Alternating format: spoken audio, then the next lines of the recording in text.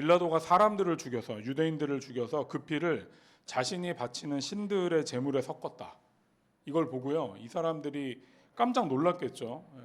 아니 얼마나 이놈이 나쁜 일을 했길래 사람을 죽여서 거기 제물에 피를 섞었지?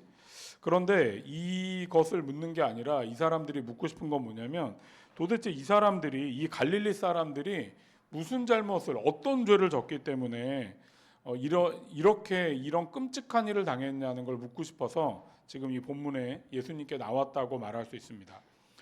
오늘 좀 이 얘기를 하기에 앞서 빌라도에 관해서 좀 몇 가지를 좀 얘기해야 되겠는데요. 빌라도는요, 유대에 주재했던 5번째 로마 임명 총독입니다.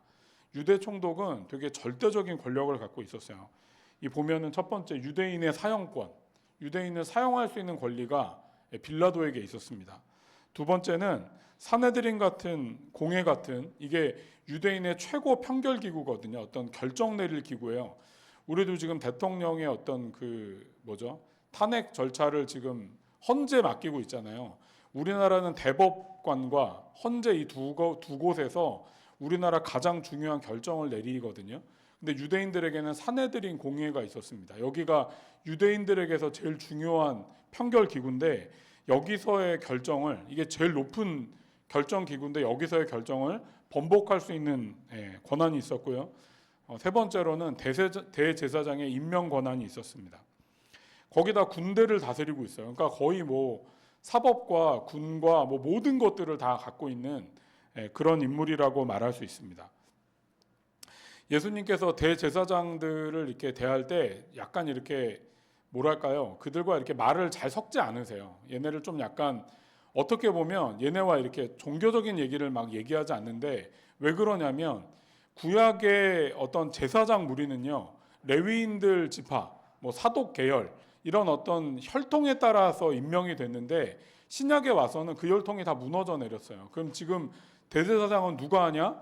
이거는요, 빌라도가 자기에게 돈을 많이 갖다 바치거나 자기에게 잘 보인 사람 중에 사람을 뽑아서 이제 주는 거예요. 가야바 이런 사람들이 전부 다 이런 정치적인 대제사장이었기 때문에 이 사람들이 예수님께 뭐라고 말할 권한이 전혀 없다고 말할 수 있습니다. 심지어는 요세푸스의 기록에 보면 이 빌라도가요, 유대인들을 학살하고 성전세, 이게 성전세가 뭐냐면 성전에 올 때마다 돈을 냈는데, 성전에 내는 이 돈, 1년에 한 번 성인들이 내야 되는 돈인데, 이 돈을 자기 맘대로 유용하다가 유대인들이 폭동을 일으키자 몽둥이로 다 때려 죽였다. 그러니까 굉장히 잔악하기 이를 데 없는 인물입니다. 우리나라로 치자면 이토 히로부미? 그 사람이 뭘 했는지 모르지만 이토 히로부미 하면 나쁜 놈이잖아, 뭔가. 일본 측에서 대표하는 나쁜 놈. 도시락 폭탄에 맞아 죽을 사람이라고 생각할 수 있잖아요. 마치 이 빌라도를 생각하면 딱 그런 인물이라고 생각할 수 있습니다. AD 35년경에 모세가 그리심산에 이 보물을 숨겨놨다는 이 소문이 돌아요. 그래서 사마리아 사람들이 무장을 하고 이제 먼저 차지하려고 막 가거든요. 그런데 거기를 가자 이 무장을 하고 간 걸 본 빌라도가 이거를 보자 이제 약간 겁을 먹은 거죠. 그래서 군대를 동원해 사마리아 사람들을 무자비하게 진압합니다. 사람들 엄청 많이 죽여요. 그래서 이 문제로 로마에서 이제 빌라도를 다시 소환합니다. 넌 이제 더 이상 여기 다스릴 깜냥이 안 된다고 다시 불러들이고 그대로 죽었다는 이야기가 정설이고요. 약간의 이제 이게 이 초대 교부 중에 한 명이었던 터툴리안이 얘기한 거라 그냥 무시할 수는 없는데, 이 빌라도가 나중에 회심해서 기독교인이 되었다는 이야기가 있어요. 여러분이 집에 가서 빌라도의 편지라고 치잖아요.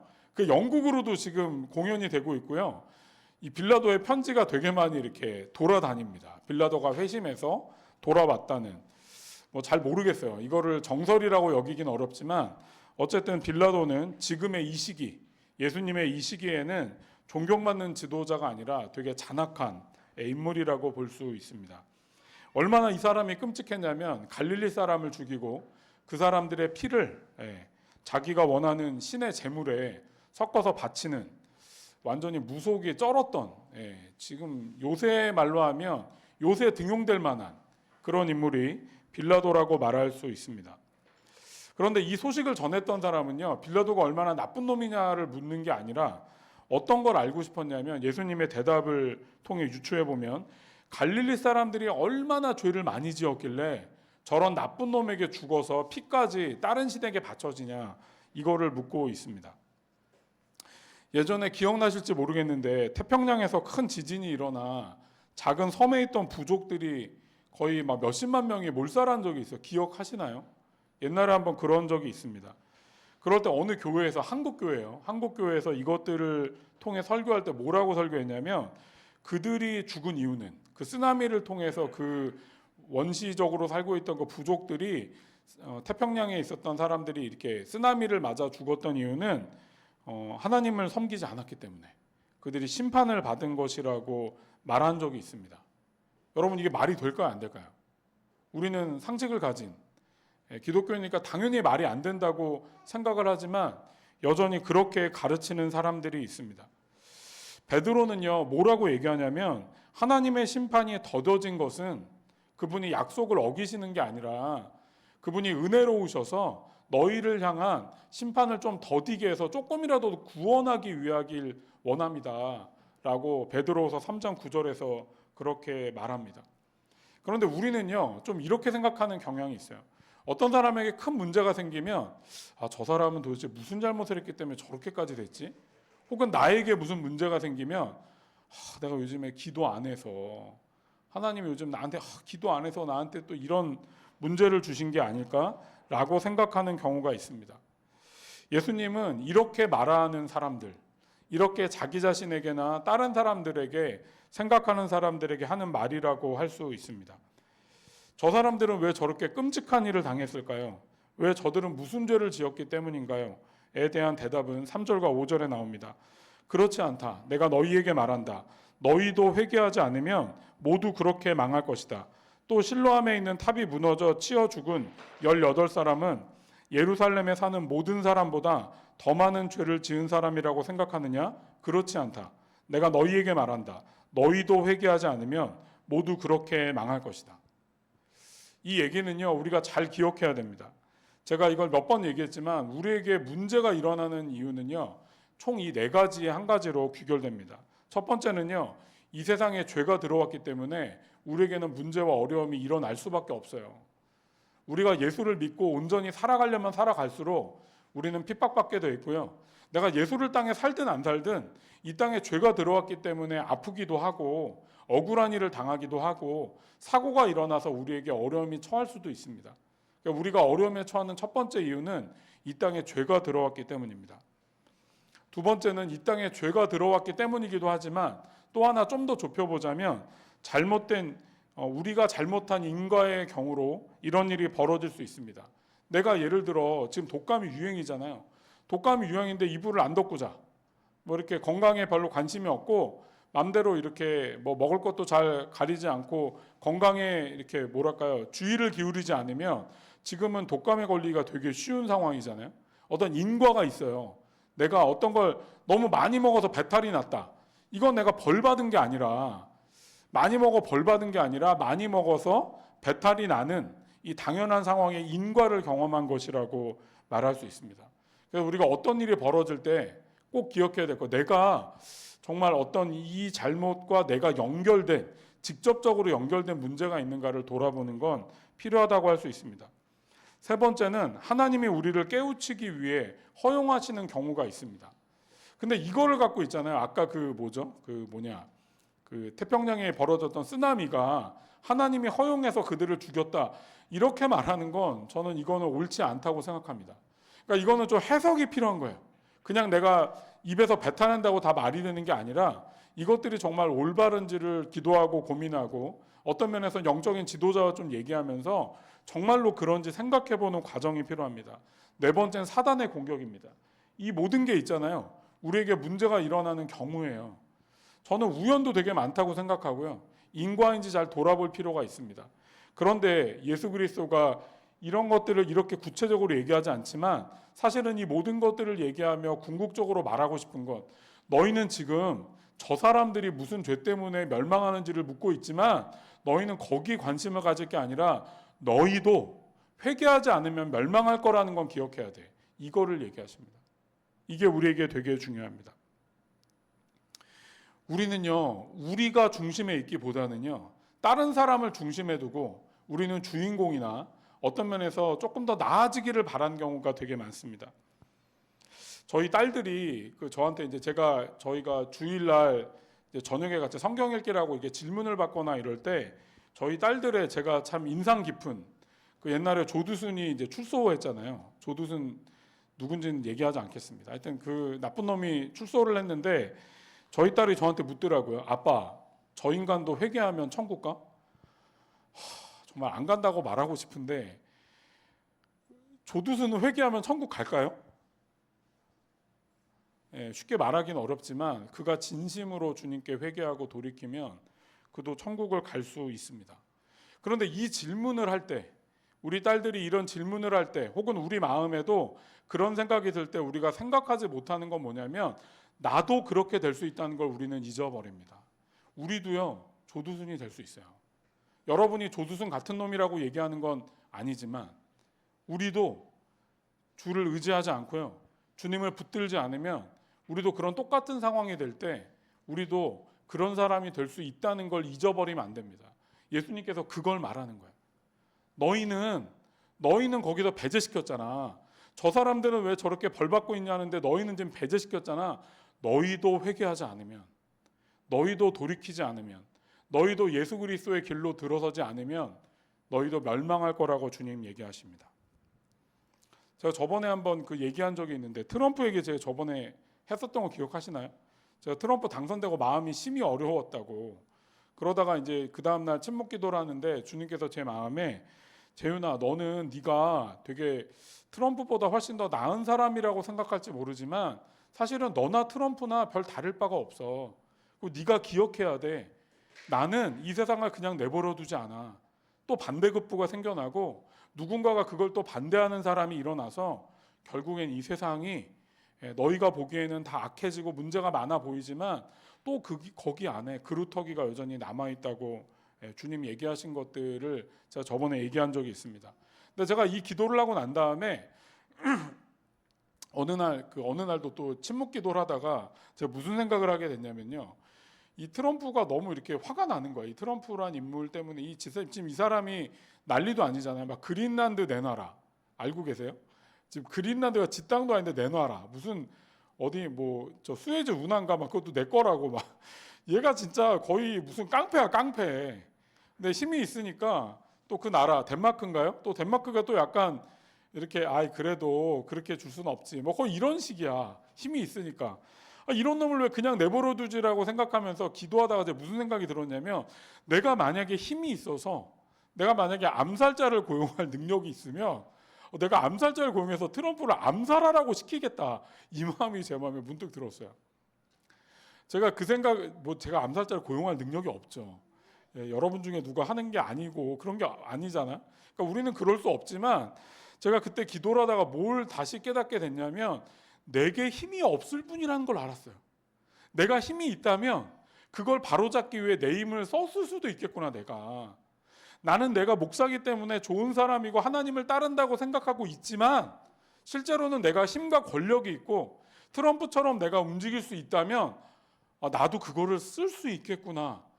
이걸 깨닫고요, 예수님께서 제게 그 기도 가운데 재윤아, 너나 트럼프나 사실 크게 다르지 않아.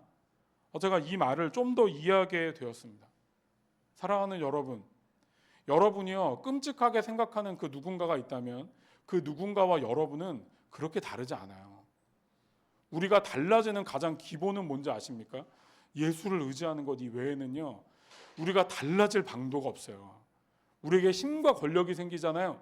그럼 어떻게 되는지 아세요? 똑같은 놈이 되는 거예요. 제가 어저께 신문기사 보다가 너무 웃겨가지고 어떤 사람이 자기 회사를 다니는 직원인데 미국 사람이에요. 미국 사람이 이 사람이 직장을 다니다 복권에 당첨이 됐어요. 14억인가? 14억이 당첨됐어요. 여러분 14억 당첨되면 뭐 하실래요? 뭐 할까요? 이 사람이 첫 번째로 했던 일이 뭐냐면요, 화장실 푸는에서 연락을 했어. 그러니까 똥을 몇 톤인가 5톤인가? 제가 지금 톤이 잘 기억이 톤수예요. 똥을 있잖아. 자기가 다녔던 회사 앞마당에 똥을 부으라고. 이 사람이 감옥에 갔어. 이게 지금 사유불 침해니까 실제로 똥을 푸고 그걸 다 부어가지고 감옥에 갔는데 그 머그샷 찍은 사진이 거기 올라왔어. 너무 해맑게 웃고 있어. 너무 해맑게. 그러니까 이 사람이 아마도 앞뒤 내용은 모르겠지만 사장이 너무 못된 놈이었던 거야. 사장이 돈을 가지고 갑질을 해댔겠죠. 그랬을 것 같아요. 갑질을 해대서 이 사람이 너무너무 억울했겠지. 근데 이 미국인이 자기가 복권에 당첨되니까 자기에게 힘이 들어오고 나니까 맨 먼저 뭐래요? 자기도 그 사장처럼 행동하고 있는 거야. 우리에게 예수가 없다면, 우리가 예수를 붙들지 않는다면 저는요 트럼프와 다를 바가 없는 인간이에요. 그리고 권력이 없어. 권력이 있으면 안 되는구나. 하나님이 그런 걸 내게 그래서 주시실 생각도 없으시겠지만 내가 그런 걸 가질 깜냥이 안 되는구나. 제가 이런 것들을 돌아보게 됩니다. 사랑하는 여러분, 우리에게 어떤 일이 벌어지거나 딴 사람에게 어떤 문제가 생길 때 성경이 말하는 건 뭐냐면요, 로마서 12장 15절입니다. 기뻐하는 자들과 함께 기뻐하고 우는 자들과 함께 울라. 이게 성경이 우리에게 가르쳐 준 거예요. 그러니까 우리가 있잖아요, 이번에 무안공항에서 이제 그 제주항공 여객기가 참사가 일어났을 때, 그럴 때 우리가 같이 아파야 됩니다. 참 마음 아파하고 그들 때문에 참 너무 고통스럽겠다. 가족을 저렇게 잃은 게 너무 힘들었겠다. 근데 얼마 전에 전땡땡 목사, 난 이 사람이 전시라는 게 너무너무 화가 나. 이 사람이 목사인 것도 화가 나지만 전시라는 게 더 화가 나. 저희랑 같은 전시는 아니에요, 다행히. 전시가 2개가 있는데 그 전두환 전시예요. 저희는 그쪽이 아니에요. 근데 이 목사님이 뭐라고 얘기했냐면 진짜 입에서 똥을 뱉어내세요. 이번 무한 비행기 사고는 영적으로 보면 하나님이 사단에게 허락한 것, 그리고 야당의 대표에 의해 더 큰 사고가 일어날 것이며 광화문 집회 외에는 앞으로 다가올 국가적 재앙을 막을 길이 없다. 저는요, 제가 다시 말하지만 저는 뭐 여당과 야당을 지지하는 이야기를 하려는 게 아니라 이분의 어떤 이런 이데올로기를 신앙으로 끌어오는 게 너무 무서워요.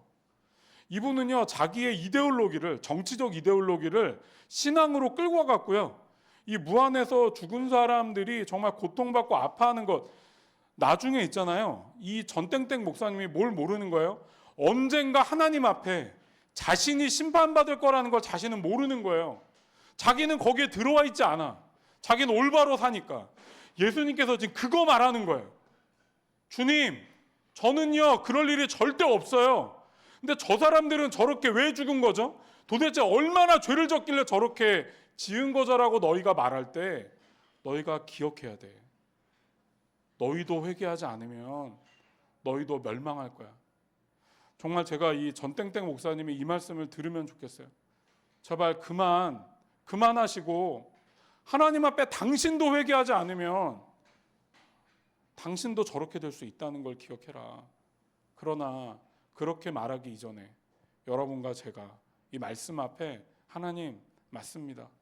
저도 회개하지 않으면, 내가 권력과 능력이 없을 뿐이지 정말 내가 그런 힘과 능력을 갖고 있으면 저도 그런 사람이 될 수밖에 없을지 모릅니다. 그래서 저에게 주님이 필요합니다. 이 고백이 우리에게 필요하다고 할 수 있습니다. 우리의 잘못을 회개하고 다시 주를 의지해야 됩니다. 제가 이제 올해 2025년을 들어오면서 다시 좀 마음에 그런 마음이 생겨요. 주님을 의지하는 것밖에 우리 힘이 없구나. 인간의 능력과 힘으로, 내 계획과 막 눈대중으로 살아갈 수 있는 힘이 내게 없구나. 정말 주를 의지하는 게 너무 필요하구나. 이런 생각을 해보게 됩니다. 그러나 5절까지만 보게 되면요, 마치 회개하지 않으면 너희도 죽어, 이렇게 협박하는 것처럼 보이지만 1절과 5절을 잘 이해하려면 6절과 9절을 잘 봐야 됩니다. 이 비유는 쉽게 말해 6절과 9절의 비유는 이런 거예요. 3년 동안 열매를 얻지 못한 무화과 나무가 있었는데요, 주인이 3년 동안 기다려줬는데 열매를 못 맺었어. 그러니까 이제 찍어버리려고 그래요. 그러니까 포도원지기가, 그러니까 그 밭에 이 사람이 포도원지기, 무화과지기가 아니라 포도원지기인 이유는 이 밭에 포도원, 뭐 감람나무, 무화과나무 이런 나무가 한꺼번에 있었던 것 같아요. 그런데 이 무화과 나무가 열매를 계속 못 맺어. 이거 어떡하지? 라고 하다가 뭐라고 얘기하냐면, 저거 이제 찍어버릴까, 주인이 찍어버려 라고 얘기했는데, 이 포도원지기가 뭐라고 얘기하냐면 내가 1년 동안 거름 주고 좀 잘 물도 주고 해갖고 얘가 잘 자라게 해서 할 테니까 1년만 기다려 달라고 얘기하는 겁니다. 그런데 이 나무에 대해서 여러분들이 좀 알아야 되는데요. 이스라엘 사람들은 기본적으로 포도원 나무, 포도가 나무가 되게 많습니다. 이는 물 대신 포도주를 많이 마시잖아요. 물이 안 좋으니까. 그러니까 포도나무가 되게 많아요. 그 다음에 어떤 가치 있는 나무로 순위권에 치자면 감람나무가 되게 가치 있는 나무입니다. 왜냐하면 기름을 짜내거든요. 향유도 만들고 이 기름도 만들기 때문에 감람나무가 상위권에 있어요. 그런데 무화과 나무는요, 되게 가치가 없는 나무예요. 무화과 나무는 나무 중에 이 거름을 주지 않는 나무입니다. 그리고 무화과 나무는요, 그냥 열매 안 열리면 그냥 가끔씩 열매가 열어도 찍어버리지 않고 그냥 열매만 따. 왜냐하면 무화과 나무가 많이 열리고 많거든요. 그래서 무화과 나무는 모든 나무 순위 중에 가장 밑에 순위에 있는 나무예요. 그러니까 주인이 뭐라 그래요? 3년 동안 열매 못 맺었으니까 쟤한테 힘들일 필요 없어. 만약에 얘가 포도나무였다면 주인이 이렇게 하지 않았을 수도 있어요. 근데 무화과 나무는요, 그런 나무가 아니었기 때문에 그렇습니다. 근데 이 비유를 보면 주인이 뭐라 그래요? 찍어버리라 그래요. 그러니까 우리는 이 비유의 핵심을 이 앞에서 회개하라 그랬으니까 연결해서 어떻게 생각해? 회개하지 않으면 죽는다는 심판의 경고구나 라고 생각할 수 있는데요. 사실은 이 절에 되게 중요한 건 뭐냐면 이 포도원지기입니다. 포도원지기가 뭐라 그래요? 무화과 나무에는요, 이 거름을 주지 않아요.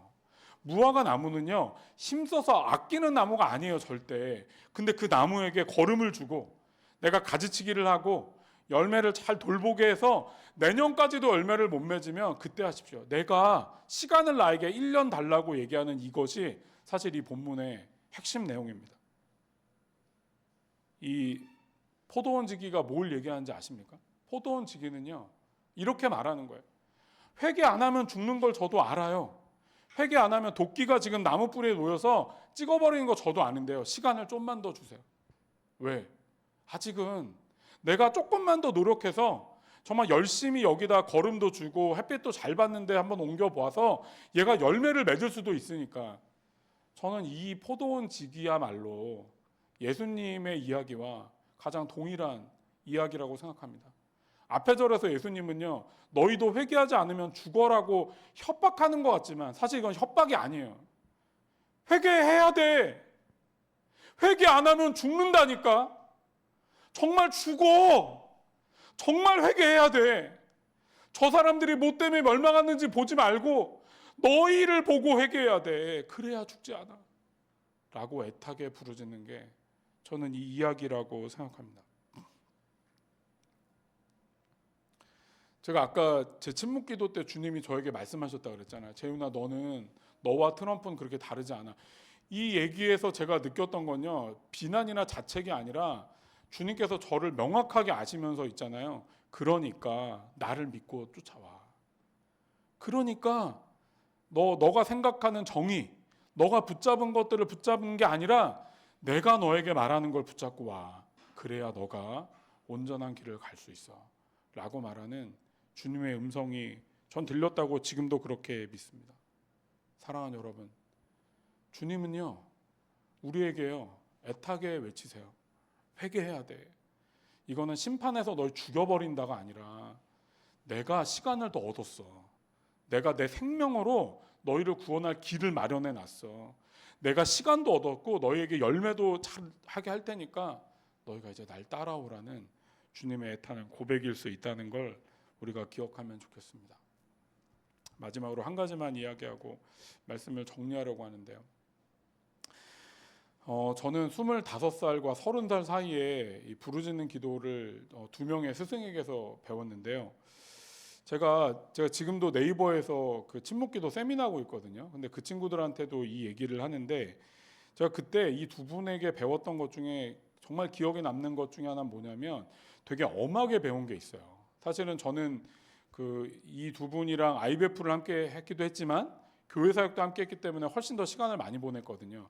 근데 이 두 분이 저한테 사실은 되게 함께 했던 그 시간들, 정말 IBF와 또 저기 교회 사역을 함께 했을 때 저에게 계속적으로 얘기해 줬던 한 가지는 뭐냐면, 재윤아, 너가 기도하다가 은사가 올 수 있는데 은사가 올 때 조심해야 돼. 은사가 올 때 미혹이 올 수 있어. 왜냐하면 이분들이 기도하다가 그 정말 악한 영이 그 은사와 함께 오는 걸 경험한 적이 있어가지고 정말 이거를요 진짜 정말 무섭게 맨날 얘기했어요. 정말 은사 받는 것이 중요한 게 아니고 미혹이 오는 거를 이 조심해야 되는 게 얼마나 중요한지를 제 뇌리에 있잖아요. 그 당시에 제가 기도를 하면서 은사를 달라고 구했거든요. 은사를 달라고 구하면서도 그래도 조심해야 돼. 그래도 은사 오는 건 중요한 게 아니야. 내 이러다가 잘못된 길로 가서 미혹에 빠질지 몰라를 더 많이 걱정했던 기억이 납니다. 시간이 한참 지났어요. 이제는 제가 사람들에게 기도를 가르치며 사람들에게 이거 해야 돼요, 이거 이렇게 하는 게 좋겠어요라고 얘기하는데 제가 이분들의 말이 최근에 막 기억이 많이 나요. 이분들이 나를 진짜 아끼긴 아꼈구나. 정말 나를 소중히 대해주기 위해서 나한테 안 된다고 하는 걸 진짜 몇 번, 제가 한 20번 넘게 들은 것 같아요. 재윤아, 은사 받는 것보다 미혹이 오는 게 훨씬 더 무서운 거야. 은사 받는 건 아무것도 아니야. 은사는 안 와도 돼. 은사 딱 까불면 미혹이 오니까 진짜 조심해야 돼. 제 얘기가 있잖아요. 지금도 제 뇌리에 가득 차 있습니다. 제가 이 본문을 준비하면서 그 생각이 들었어요. 주님의 마음이 이런 거구나. 주님이 이렇게 엄하게 말하는 이유는 사실은 아끼기 때문이구나. 제자들을 아끼고 여러분과 나를 아끼기 때문에 주님이 이렇게 말씀하시는구나. 우리가 이것들을 기억하며 오늘도 주님께 겸손히 나아가면 좋겠습니다. 우리 같이 기도할까요? 하나님, 제가 죄가 있다면 회개합니다. 나를 긍휼히 여겨 주십시오. 그러나 주님, 주를 의지합니다. 주님이 내 하나님 되셔서 정말 내가 아무것도 아님을 기억하며 나에게 은혜를 여전히 베푸시는 예수 앞에 나아가기로 나오니 나에게 부르짖으시고 나에게 오라고 말씀하시는 내가 예수 앞에